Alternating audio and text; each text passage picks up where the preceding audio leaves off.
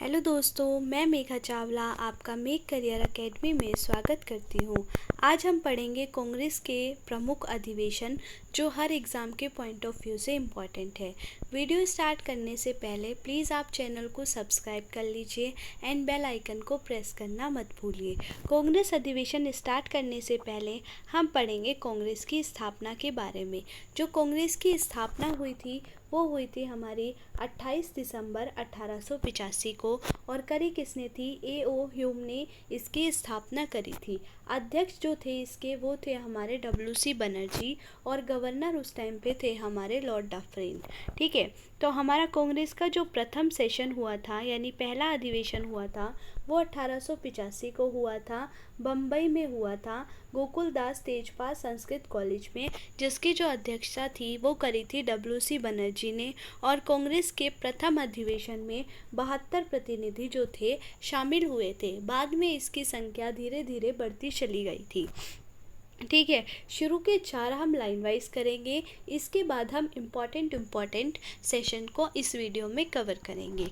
तो शुरू के 4 को याद रखने की ट्रिक है बैक, मई। ठीक है, यानी कहाँ कहाँ हुए थे। पहला हमारा बम्बई में हुआ था, दूसरा कलकत्ता में हुआ था, तीसरा मद्रास में हुआ था और चौथा हमारा इलाहाबाद में हुआ था। तो दूसरा अधिवेशन कहाँ हुआ था हमारा? दूसरा अधिवेशन हमारा कलकत्ता में हुआ था, जिसके जो अध्यक्ष थे वो हमारे दादा भाई नौरोजी थे। इसके बाद जो तीसरा अधिवेशन हुआ था वो 1887 में हुआ था। वो कहाँ होगा? बैक, मई, यानी माँ से हमारा मद्रास में आयोजित होगा, जिसके जो अध्यक्ष थे वो हमारे बदरुद्दीन तैयब जी थे, जो हमारे पहले मुस्लिम अध्यक्ष बने थे। इसके बाद जो हमारा चौथा अधिवेशन था वो हमारा इलाहाबाद में आयोजित हुआ था, जिसके जो अध्यक्ष थे हमारे जॉर्ज यूल थे। ये हमारे पहले अंग्रेज अध्यक्ष थे। इसके बाद हमारा 1896 का अधिवेशन है जो कलकत्ता में हुआ था। यहाँ पर हमने पहली बार वंदे मातरम गाया था। वंदे मातरम कौन लोग गाएंगे? जो सियाने होंगे। सियाने होते हैं यानी जो इंटेलिजेंट होंगे। रहीमतुल्ला सियानी इसके अध्यक्ष थे। 1896 का सेशन कलकत्ता में हुआ था। अध्यक्ष हमारे रहीमतुल्ला सियानी थे और यहीं पर हमने पहली बार वंदे मातरम गाया था। इसके बाद हमारा 1901 का कलकत्ता सेशन है, जिसके जो अध्यक्ष थे वो हमारे दिनशाह ई वारचा थे। यहाँ पर पहली बार गांधी जी को कांग्रेस के मंच पर दिखाई दिए थे, यानी कांग्रेस के मंच पर पहली बार गांधी जी को देखा गया था 1901 के कलकत्ता अधिवेशन में। इसके बाद हमारा 1905 बनारस अधिवेशन है, जिसके जो अध्यक्ष थे वो गोपाल कृष्ण गोखले थे। यहाँ पर हमने सरकार के खिलाफ स्वदेशी आंदोलन की घोषणा कर दी थी। आप जानते हैं कि 1905 में बंगाल विभाजन हो गया था। बंगाल को 2 टुकड़ों में बांट दिया था, पूर्वी बंगाल और पश्चिमी बंगाल। उसके बाद जो लोगों में उन्होंने क्या करी थी? फूट डालने की कोशिश करी थी, जिसके लिए जो नेता थे उस टाइम पे उन्होंने स्वदेशी आंदोलन की घोषणा करी थी 1905 के कांग्रेस अधिवेशन में।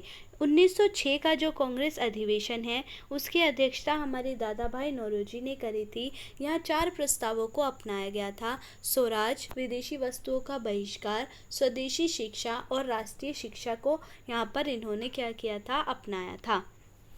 इसके बाद हमारा 1907 का हमारा सूरत सेशन है, सूरत का अधिवेशन है, जिसकी जो अध्यक्षता थी हमारी रास बिहारी घोष ने करी थी।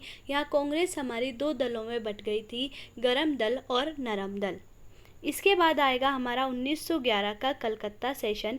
ये इसलिए इम्पोर्टेंट है क्योंकि यहाँ हमने पहली बार जन गण मन गाया गया था। जन गण मन पहली बार कब गाया गया था? तो 1911 के कांग्रेस अधिवेशन में गाया था। अध्यक्ष कौन थे? तो पंडित बिशप नारायण इसके अध्यक्ष थे। इसके बाद हमारा आएगा 1916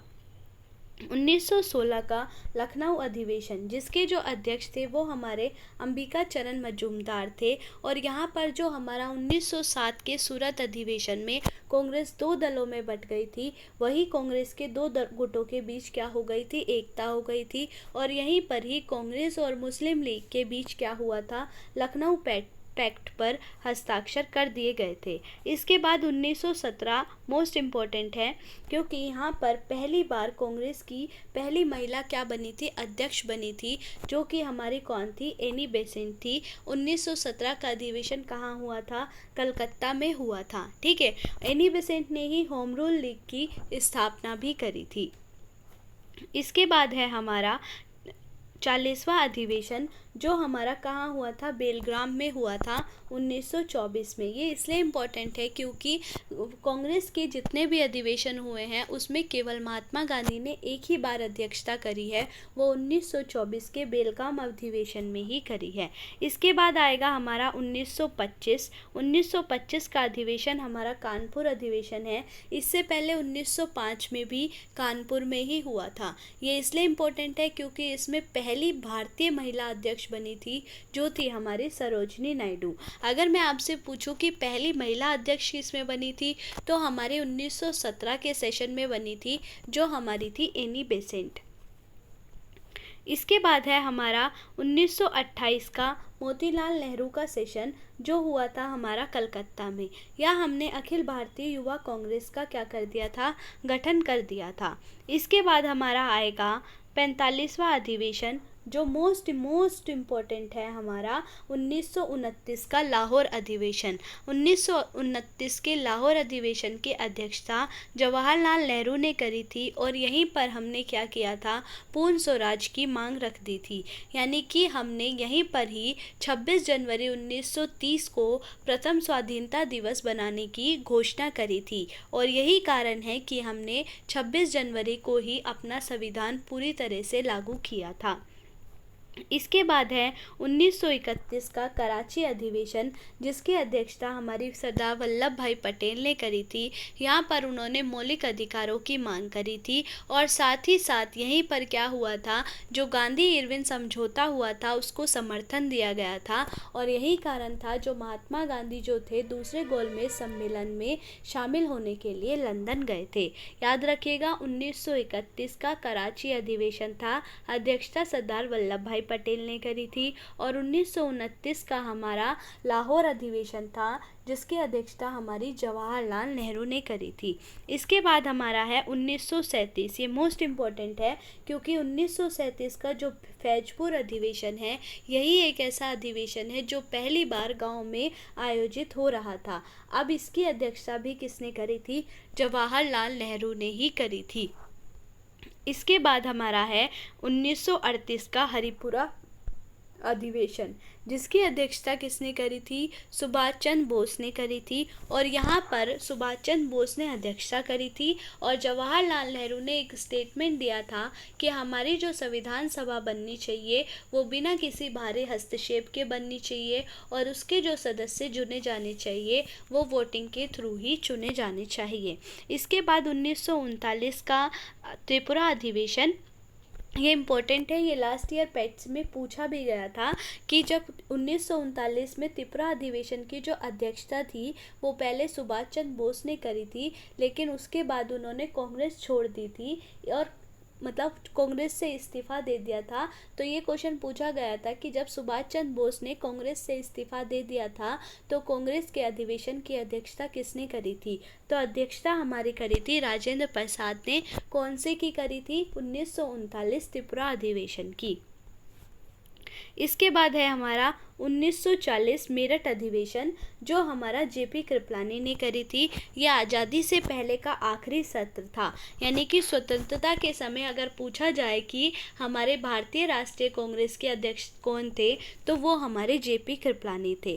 ये थे हमारे महत्वपूर्ण अधिवेशन। अब इससे संबंधित हम कुछ क्वेश्चंस को सोल्व करेंगे। हमारा पहला क्वेश्चन है, वह कौन प्रथम भारतीय था जिसने कांग्रेस के कलकत्ता सत्र में स्वराज शब्द का प्रयोग कर स्वराज की मांग उठाई थी, तो ये हमारे थे दादा भाई नौरोजी। 1906 का जो हमारा कलकत्ता सेशन था उसमें इन्होंने स्वराज शब्द का प्रयोग किया था। इसके बाद है हमारा 1925 के कानपुर कांग्रेस के अधिवेशन अध्यक्ष कौन थे, यानी कि 1925 में जो हमारा कानपुर में अधिवेशन हुआ था उसकी अध्यक्ष कौन थी, तो उसकी अध्यक्ष हमारी थी सरोजनी नायडू। यही हमारी पहली महिला भारतीय अध्यक्ष थी जो कांग्रेस की अधिवेशन की अध्यक्ष बनी थी। इसके बाद है हमारा सुभाष चंद्र बोस के त्यागपत्र के बाद भारतीय राष्ट्रीय कांग्रेस का अध्यक्ष कौन हुआ। यही same to same question last year PET के एग्ज़ाम में पूछा गया था और मैंने अभी बताया था कौन थे, राजेंद्र प्रसाद थे। 1939 का हमारा सेशन था ये। इसके बाद है हमारा निम्नलिखित में से किस अधिवेशन में भारतीय राष्ट्रीय कांग्रेस में विभाजन हुआ था, यानी कांग्रेस जो थी वो दो दलों में बट गई थी, गरम दल और नरम दल। तो ये हमारा हुआ था सूरत अधिवेशन 1907, जिसकी जो अध्यक्षता थी वो रास बिहारी घोष ने करी थी। इसके बाद हमारा नेक्स्ट है सुभाष चंद्र बोस देश में कांग्रेस पार्टी के अध्यक्ष बने थे। तो सुभाष चंद्र बोस हमारे 1938 में कांग्रेस पार्टी के अध्यक्ष बने थे, फिर 1939 में भी बने थे, लेकिन उन्होंने कांग्रेस से इस्तीफा दे दिया था। इसके बाद नेक्स्ट है हमारा कहाँ पर रखे वार्षिक सत्र में महात्मा गांधी को भारतीय राष्ट्रीय कांग्रेस का अध्यक्ष चुना गया था, यानी कि महात्मा गांधी ने कौन से कांग्रेस अधिवेशन में पार्टिसिपेट लिया था। तो 1924 का बेलगांव अधिवेशन की अध्यक्षता किसने करी थी, महात्मा गांधी ने करी थी। इसके बाद है हमारा भारतीय राष्ट्रीय गीत वंदे मातरम पहली बार किस राजनीतिक अवसर पर कब गाया गया था, यानी कि वंदे मातरम को कौन से कांग्रेस अधिवेशन में गाया था। तो 1896 का जो हमारा भारतीय राष्ट्रीय कांग्रेस का सत्र था, जिसकी अध्यक्षता हमारी रहीमतुल्लाह सयानी ने करी थी, उसमें हमारा वंदे मातरम पहली बार गाया गया था। इसके बाद है पूर्ण स्वराज का प्रस्ताव किस कांग्रेस अधिवेशन में पारित किया गया था। तो पूर्ण स्वराज का प्रस्ताव हमने कांग्रेस के लाहौर अधिवेशन 1929 में पारित किया था, जिसकी अध्यक्षता हमारी जवाहरलाल नेहरू ने करी थी। इसके बाद है हमारा भारतीय राष्ट्रीय कांग्रेस की पहली महिला अध्यक्ष कौन थी। तो पहली महिला अध्यक्ष पूछा है, ना कि पहली भारतीय महिला। पहली महिला अध्यक्ष हमारी एनी बेसेंट थी। 1917 के कलकत्ता अधिवेशन में इन्होंने अध्यक्षता करी थी। इसके बाद है हमारा भारतीय राष्ट्रीय कांग्रेस के अध्यक्ष बनने वाले सबसे कम आयु के व्यक्ति कौन थे। तो सबसे कम आयु के व्यक्ति थे हमारे अबुल कलाम आज़ाद। उन्होंने 1940 से 1945 तक हमारी भारतीय राष्ट्रीय कांग्रेस की अध्यक्षता करी है। इसके बाद है हमारा 1920 का भारतीय राष्ट्रीय कांग्रेस का अधिवेशन निम्न में से किस स्थान पर हुआ था। 1920 में गांधी जी का असहयोग आंदोलन भी चला था। तो 1920 का जो भारतीय राष्ट्रीय कांग्रेस का अधिवेशन था वो नागपुर में हुआ था। तो ये थी हमारी आज की वीडियो। आई होप आपको ये वीडियो अच्छी लगेगी। अगर वीडियो अच्छी लगे तो प्लीज़ चैनल को लाइक कीजिए, कमेंट कीजिए, सब्सक्राइब कीजिए एंड शेयर कीजिए। Thank you.